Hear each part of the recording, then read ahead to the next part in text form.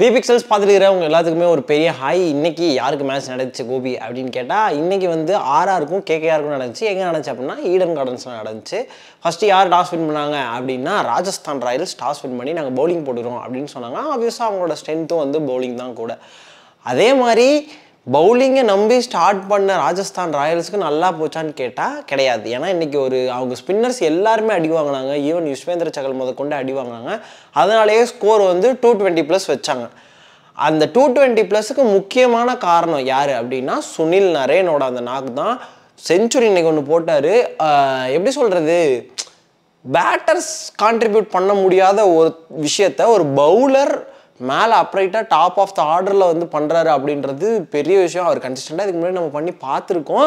பட்டு ஒரு 2-3 வருஷமாக அது இல்லாமல் இருந்துச்சு. இப்போ அந்த கௌதம் கம்பீர் வந்த உடனே கேகேஆர் கொஞ்சம் வேறு மாதிரி தெரியுறாங்க அப்படின்ற மாதிரி நம்ம எல்லாத்துக்குமே தோணுனதும் அதுதான் உண்மை. ஆனால் இன்னைக்கு இப்போ வரைக்குமே அவங்க கேப்டன்ட்டு ஒரு நல்ல ஒரு எப்படி சொல்கிறது, ஒரு நல்ல நாக்கு பரவாயில்ல இன்னைக்கு ஸ்ரேயஸ் ஐயர் அடிச்சாரு அப்படின்ற மாதிரி எதுவும் வரவே இல்லை. இன்றைக்குமே டாப் ஆர்டரில் ஃபில் சால்ட்டுக்கு ஏதோ ஒரு மேட்ச் நல்லா படுது, சில மேட்ச் பட மாட்டுது. அப்படி இன்னைக்கு ஃபில் சால்ட்டும் ஸ்ரேயஸ் ஐயரும் ரகுவன்ஷி வந்து கொஞ்சம் நல்லா ஆடினார். இன்றைக்கி ரசல் கிளிக் ஆகலை. ரிங்கு சிங் கடைசியில் கொஞ்சம் நல்லா கோப்பப் பண்ணார். ஸோ அப்படி இருக்கப்போ மறுபடியும் அவங்க டாப் ஆர்டர் நல்லா பண்ணால் லோவர் மிடில் ஆர்டர் நல்லா பண்ணுறதில்ல, லோவர் மிடில் ஆர்டர் பண்ணால் டாப் ஆர்டர் பண்ணுறதில்ல. அப்படின்றப்ப டீமோட காம்பினேஷன் செட் ஆனாலும் எல்லாரும் பெர்ஃபார்ம் பண்ணல, இன்னும் ஒரு பேலன்ஸ்டாக இல்லை அப்படின்ற மாதிரி தோணுது. அதை தாண்டி சுனில் நரேன் சொல்லி ஆகணும்.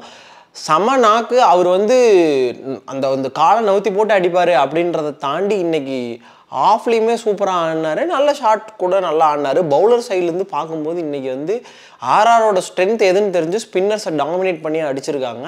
ஸோ அப்படி இருக்கப்போ கிளியர் பிளான்ஸோடு வந்திருக்காங்க கேகேஆர் அப்படின்றது நல்லாவே தெரிஞ்சுது. ஸோ அப்படி பார்க்கும்போது கேகேஆர் கொஞ்சம் அப்பர் ஹேண்டில் தான் இருக்கிறாங்க அப்படின்ற மாதிரி நம்மளுக்கு தோணுச்சு. பட் சேஸ் அப்படின்னு வரும்போது ஏன்னா ரொம்ப நாளாகவே எனக்கு ஒரு டவுட் இருந்துச்சு, ராஜஸ்தான் ராயல்ஸோட டாப் 3 பேர் எடுத்துட்டா அதுக்கப்புறம் அவங்க ஆட மாட்டாங்க அப்படின்றது தான் இருந்துச்சு.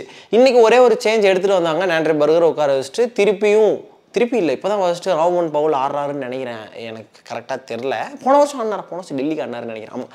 ஸோ இப்போ தான் ஆடுறாரு.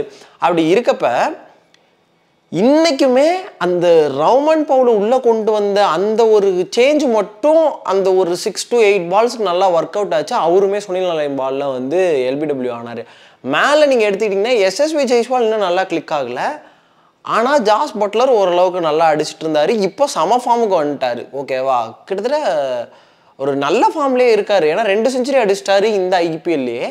அதுக்கப்புறம் நீங்கள் கீழே வந்தீங்கன்னா சஞ்சு சாம்சன் டீசெண்டாக ஆடி இருந்தார். இன்றைக்கி 10 to 20 ரன்ஸ்குள்ளார அவுட் ஆனார். எனக்கு எக்ஸாக்டாக இந்த நம்பர்னு தெரில. ஸோ அவர் அவுட் ஆகும்போது ஷெம்ரான் ஹெட்மயராக இருக்கட்டும், அஸ்வினாக இருக்கட்டும், அந்த கீழே வரவங்களில் யாருமே கான்ட்ரிபியூட் பண்ணலை. ரியான் பராக் மேலே வந்து ஜாஸ் பட்லர், இவங்க 2 பேருக்கு தவிர வேறு யாருமே பெருசாக கான்ட்ரிபியூட் பண்ணலையோ அப்படின்ற மாதிரி தோணுது. அதுதான் இன்றைக்கும் நடந்துருச்சு. பட் ஜாஸ் பட்லர் சொல்லி ஆகணும், சுனில் நரேனோட செஞ்சுரியாக அப்படியே ஒரு டப்பாவில் வச்சு அமுக்கிட்டாரு. அந்தளவுக்கு ஒரு சூப்பரான நாக். எல்லாருமே ஸ்டார்டிங்கில் 30 பாலுக்கு 40 ரன் அடிச்சிருந்தாரு, ரொம்ப ஸ்லோவாக ஆடுறாரு அப்படின்ற மாதிரி சொல்லியிருந்தாங்க. அவர் ஸ்லோவாக ஆடினா அவர் என்ன பண்ண முடியும் அப்படின்றத ஒரு மாதிரி காட்டியிருந்தார்.